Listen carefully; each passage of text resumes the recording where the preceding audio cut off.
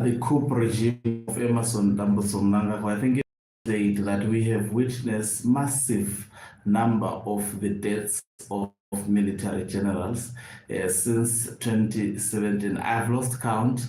It's numerous. This week on its own, they are burying about two individuals. Although the other one is a retired military general, and the other one is a director of the Zimbabwe Central Intelligence Organization, all belonging to the security of Zimbabwe. Is this in isolation? Why these massive numbers, skyrocketing numbers of individuals from security apparatus, especially the retired brigadiers, retired generals, retired air marshals, and the members of the Central Intelligence Organization?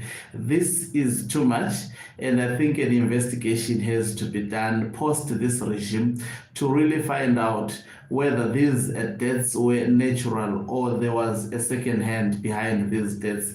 Greetings and welcome on your lovely channel, the Hloniphani Global News. If you're watching us for the very first time, please do remember to press the red or black subscribe button so that next time when we beam live, you become the very first one to watch us. So another air marshal has actually succumbed to death.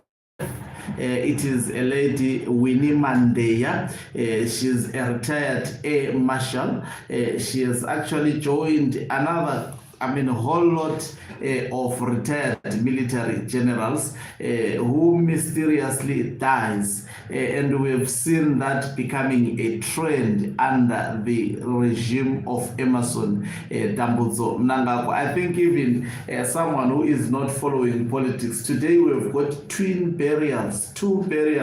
Not today, I'm not so sure, but this week we've got two burials that would be actually going on at the Zimbabwe National Heroes Acre. While the nation is still focusing on these two burials, another air marshal also passes on. Is this in isolation, taking also into consideration that ZANU-PF is undergoing what we call a succession dispute? There is a really serious internal fights where Emerson Mnangagwa is vowing is actually vowing to remain in power, to stay in power. Who knows up to when, obviously the 2030 that we are being sold. Remember, this is the man who promised to actually retire after 5 years. Now he's going for 10 years. Before even finishing the 10 years, he wants an additional 2 years. Who knows, maybe you will also want additional 3 years and additional 5 years thereafter. So it's someone who does not want really to actually relinquish power and hand over power from the look of things. That is why at the moment Zimbabwe is undergoing a succession dispute that is internal. It is a ZANU-PF internal political dynamics, but it's really strange. We've been talking about this, raising alarm, especially on the strange deaths of military personnel as well as those from the Central Intelligence Organization. I think, is it nemesis? Because these individuals have been aiding this regime that is ruthless to the people of Zimbabwe. We have been at the receiving end of ZANU-PF tormenting the people. Now watching them actually, I think there is a second end. It must be said point blank that someone is getting rid of these military generals. Definitely, what is causing this? When a country has a culture of changing political leaders through a military action, obviously the person who is in charge will always, in an effort to try and strengthen his grip on power, will always eliminate those perceived to be a military threat to his existence as a president. And this is what we are seeing during the tenure of Emmerson Mnangagwa. Maybe this lady also joins the list.